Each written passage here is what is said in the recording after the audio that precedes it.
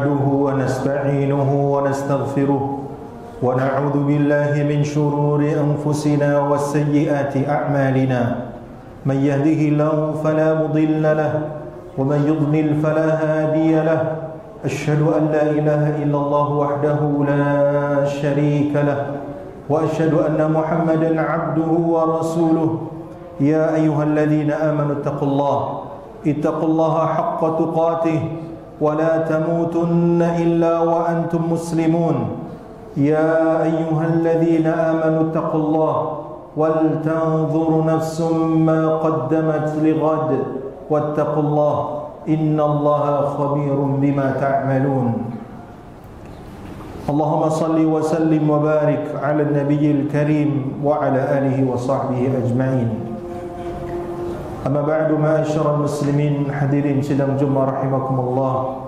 usikum wa iyaya bitaqwallah faqad fazal muttaqun. Bertakwalah kepada Allah Subhanahu wa taala dengan mengerjakan perintah dan menjauhi larangannya. Lihatlah perintah dan larangan dari Allah Subhanahu wa taala sebagai sesuatu yang besar, karena perintah tersebut, larangan tersebut bukan berasal dari manusia, bukan berasal dari atasan kita, tetapi dari Rabbul Alamin, Sang Pencipta langit dan bumi, yang menghidupkan dan mematikan, yang mengatur alam semesta, yang memberikan segala rizki kepada para hambanya. Maka lihatlah larangan dan perintah itu sebagai sesuatu yang besar. Tahukah kita ma'asyarul muslimin, dikeluarkannya iblis, ayah dan ibu kita Adam dan Hawa, dikarenakan satu kesalahan. Iblis diusir dari surga dikarenakan tidak mengerjakan satu perintah. Ketika Allah Jalla wa'ala memerintahkan itu sujud penghormatan kepada Adam, iblis enggan. Wa idh qulna lil malaikati isjudu li adama fasajadu illa iblis aba wastakbara wa kana minal kafirin. Sedangkan Adam dan Hawa Allah usir dari surga juga dikarenakan satu kesalahan, satu dosa.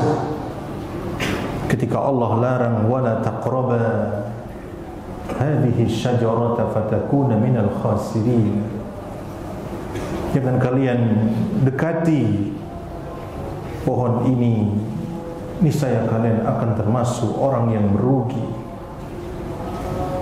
Jika satu perintah yang tidak dikerjakan iblis, jika satu dosa yang dilanggar oleh Adam dan Hawa Allah usir dari surga, maka sudah berapa banyak perintah dan larangan Allah yang kita terjang. Karena itu ma'asyiral muslimin, bertakwalah kepada Allah Azza wa Jalla. Iringi dosa dan maksiat yang kita lakukan dengan istighfar. Karena yang membedakan antara iblis, Adam dan Hawa adalah istighfar, memohon ampun kepada Rabbuna Tabaraka wa Ta'ala, dan Allah Azza wa Jalla mengampuni dosa Adam dan Hawa, dan Allah melaknat iblis karena kesombongannya tidak memohon ampun kepada Allah Jalla wa Ala. Ma'asyiral muslimin hadirin sidang Jumat rahimakumullah. Suatu ketika ada seorang kaya raya di tengah Bani Israel. Diceritakan para ahli tafsir, di antara Imam Ibnu Jarir At-Tabari dalam tafsirnya, seorang laki-laki kaya ini tidak memiliki anak. Dia hanya memiliki saudara-saudara. Suatu ketika laki-laki ini terbunuh, tetapi tidak diketahui siapa pelakunya. Tidak ada seorang saksi. Maka mereka berusaha, Bani Israel, mencari pelakunya. Salah seorang dari mereka mengatakan, kita berhukum, kita adukan kepada Nabi Musa alaihissalam. Kemudian mereka pergi ke Nabi Musa. Nabi Musa kemudian meminta petunjuk kepada Allah Azza wa Jalla. Dan Allah perintahkan untuk mencari seekor sapi. Tetapi apa yang dilakukan orang-orang Yahudi? Mereka mengatakan, apakah ini lelucon? Qalu atattakhiduna huzwa. Qala a'udzu billahi an akuna minal jahilin. Maka Nabi Musa menjawab, aku berlindung kepada Allah dari berbuat kebodohan. Ini perintah Allah, cari seekor sapi. Mereka tidak memahami dan mereka menolak perintah Allah Azza wa Jalla. Lalu mereka meminta ciri-ciri sapi itu bagaimana? Qalu du'u lana rabbaka yubayyin lana ma hi. Bagaimana ciri-ciri sapi itu? Maka kemudian diterangkan sapi itulah sapi yang tidak terlalu muda dan tidak terlalu tua, pertengahan usianya. Kerjakan saja, cari sapi ini. Sebetulnya Bani Israel dengan mudahnya mereka akan mengikuti perintah Allah jika mereka langsung mengerjakan. Faf'alu ma tu'marun, kerjakan aja apa yang kalian diperintahkan. Tapi mereka bertanya lagi, qalu du'u lana rabbaka yubayyin lana ma launuha. Minta petunjuk kepada Rabbmu, apa warnanya? Nabi Musa kemudian mendapatkan wahyu, warnanya demikian, warna kekuning-kuningan, sapi yang bersih. Qalu du'u lana rabbaka yubayyin lana ma hi innal baqara tashabaha alaina. Apa ciri-cirinya lagi? Dan seterusnya, sampai kemudian mereka kesulitan sendiri mencari sapi yang dimaksudkan. Singkat cerita, kemudian sapi itu ditemukan pada seorang wanita tua yang memiliki banyak anak-anak yatim, dan sapi itu adalah milik anak-anak yatim. Kemudian dibeli dengan harta yang banyak, dengan harga yang mahal, sehingga tidak tersisa peninggalan dari orang kaya yang terbunuh tadi. Kemudian disembelih sapi itu, bagian anggota tubuhnya dipukulkan kepada jasad orang yang meninggal tadi, yang terbunuh tadi, dengan izin Allah Azza wa Jalla. Kemudian jasad itu pun memberitahu siapa pelakunya, dan kemudian pelakunya dihukum. Orang-orang Yahudi demikian, ada sikap enggan untuk menerima perintah, ada sikap membangkang terhadap perintah Allah Azza wa Jalla. Kan itu Nabi alaihi salatu wassalam menyampaikan, innama ahlaka man kana qablakum kathratu masailihim wa ikhtilafuhum ala anbiya'ihim. Hanyalah yang membinasakan umat-umat sebelum kalian adalah banyak bertanya, tetapi mereka menyelisihi para nabinya. Orang-orang Yahudi Bani Israel bukan hanya menyelisihi para nabinya, bahkan mereka membunuhi para nabi, yaqtulunal anbiya. Dan mereka berusaha membuat makar bukan hanya kepada para nabi, tetapi juga kepada Rabbul Alamin, kepada Allah Azza wa Jalla. Ketika Bani Israel mendatangi Nabi Musa, wahai Nabi Allah, buatkan satu hari untuk kami. Di hari itu kita tidak akan bekerja, kita fokus untuk ibadah. Maka kemudian Allah memilihkan hari Sabtu, hari Sabat, agar mereka fokus beribadah. Tapi apa yang mereka lakukan di hari Sabtu itulah mereka melihat ikan-ikan menuju permukaan air dan terlihat oleh mereka. Akhirnya mereka pun tergoda. Betul, mereka tidak mencari di hari Sabtu, tetapi mereka pasang jala di hari Jumat dan diambil jala tersebut di hari Ahad. Mereka berusaha untuk menipu Allah Azza wa Jalla, dan Allah laknat mereka menjadi kera dan babi. Orang-orang Yahudi adalah umat yang sangat tamak terhadap harta.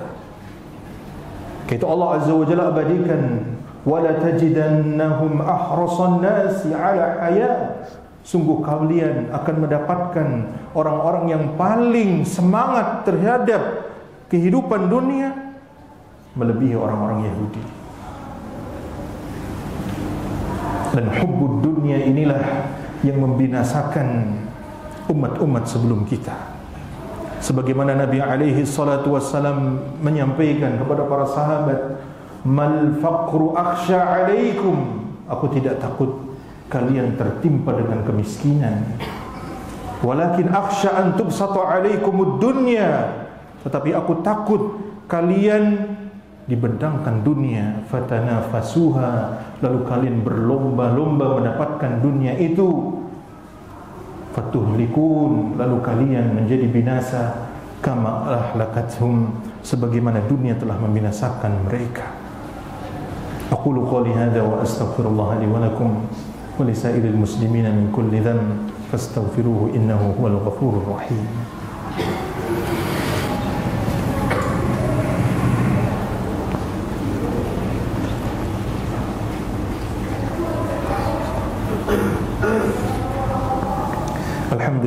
Alhamdulillah hamdan katsiran tayyiban mubarakan fihi kama yuhibbu rabbuna wa yardah, wa nusalli wa nusallim ala nabiyil mustafa wa ala alihi wa sahbihi ajma'in. Orang-orang Yahudi adalah orang-orang yang biasa melakukan makar. Mereka membunuhi para nabi, mereka berkhianat kepada nabinya, bahkan mereka berusaha untuk menipu Rabbul Alamin, Allah Azza wa Jalla. Orang-orang Yahudi adalah kaum yang begitu hubbud dunia, cinta terhadap dunia. Orang-orang Yahudi, mereka biasa melanggar janji. Ketika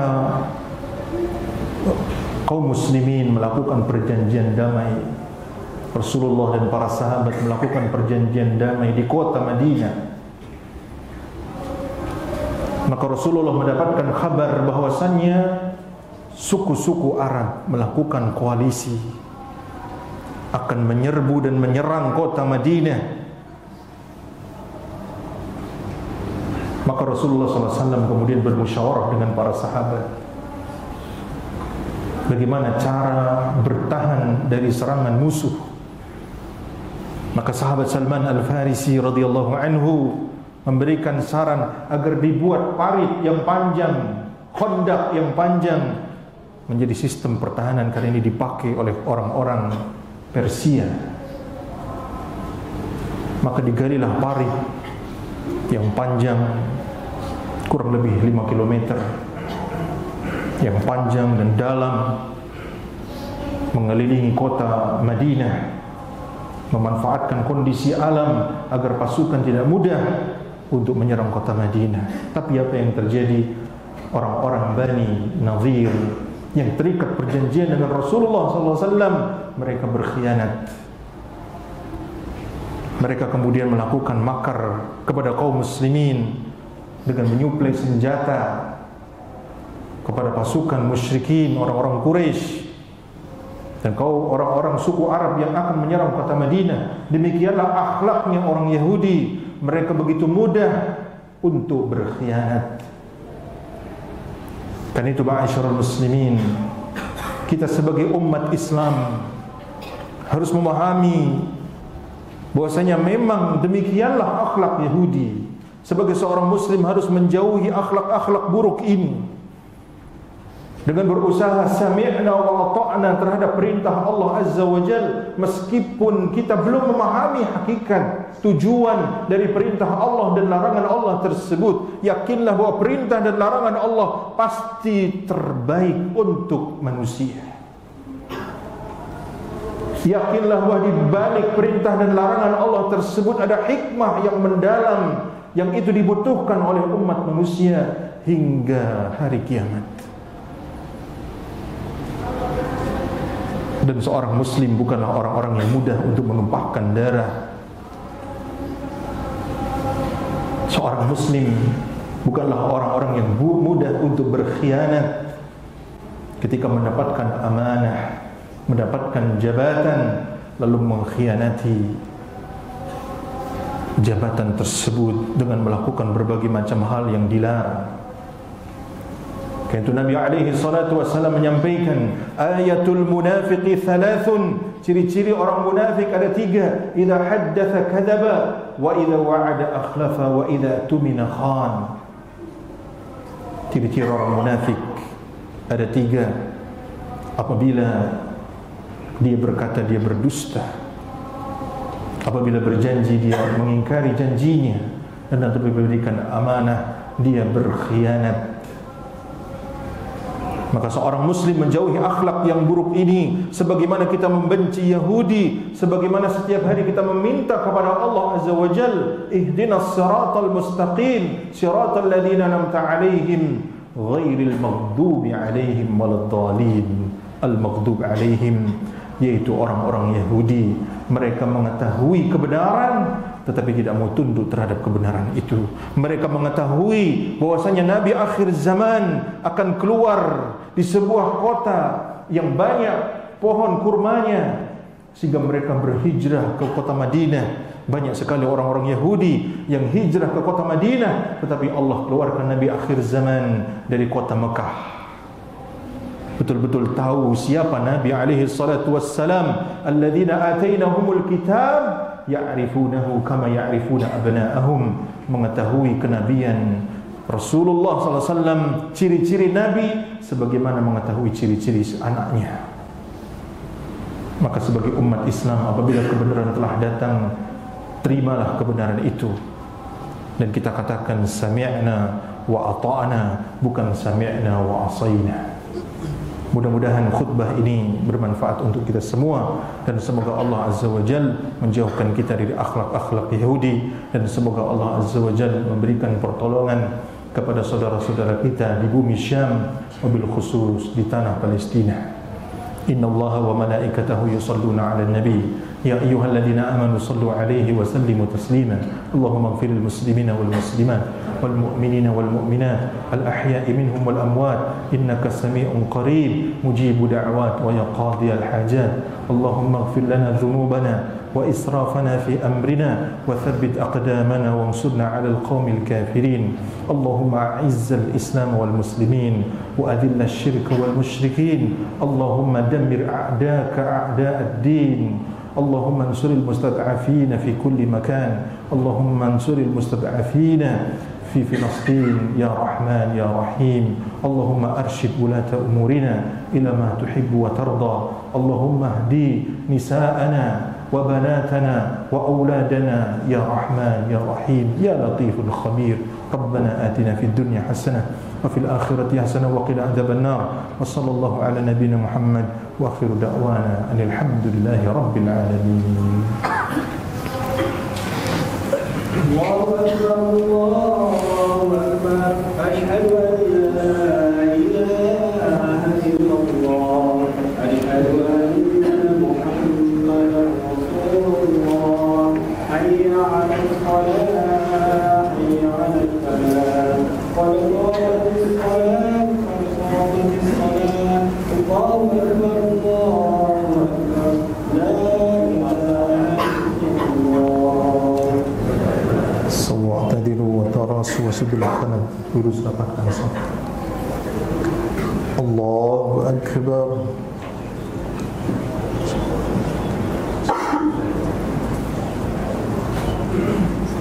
Bismillahirrahmanirrahim. Alhamdulillahi Rabbil Alamin, Ar-Rahmanir Rahim, Maliki Yawmiddin, Iyyaka na'budu wa iyyaka nasta'in, Ihdinas siratal mustaqim, Siratal ladzina an'amta 'alaihim ghairil maghdubi 'alaihim waladdallin.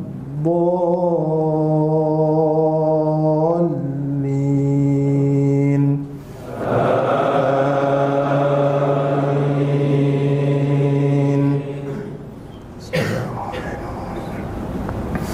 Alhaakumut takatsur hatta zurtumul maqabir, kalla sawfa ta'lamun,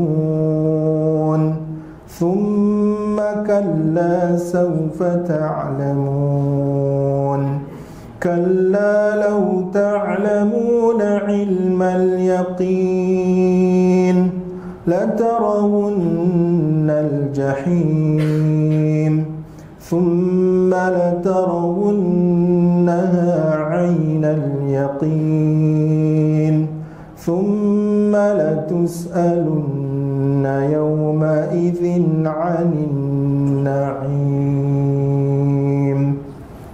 Allahu Akbar. Subhanallah. Sami'allahu liman hamidah.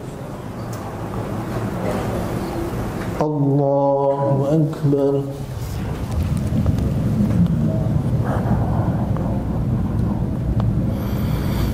Allahu Akbar.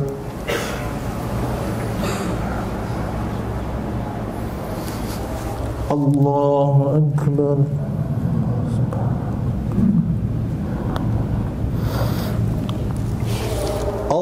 Allahu Akbar.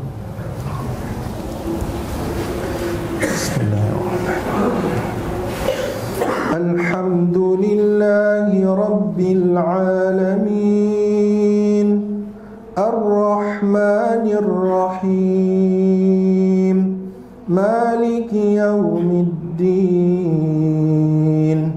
Iyyaka na'budu wa iyyaka nasta'in, Ihdinas siratal mustaqim, Siratal ladzina an'amta 'alaihim ghairil maghdubi 'alaihim waladdallin. Amin.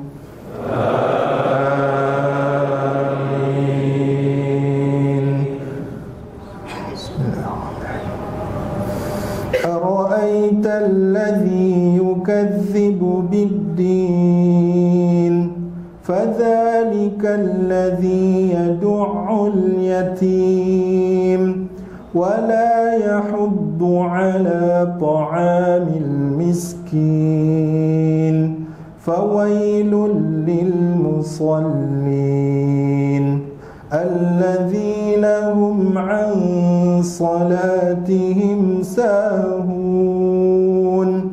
alladzina hum yura'un wa yamna'unal ma'un. Allahu Akbar.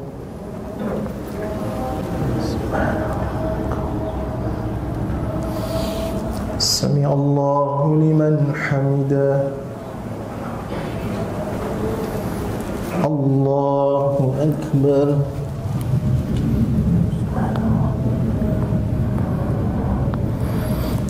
Allahu Akbar.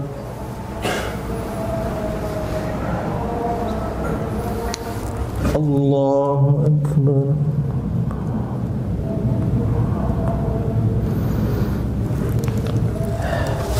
Allahu Akbar.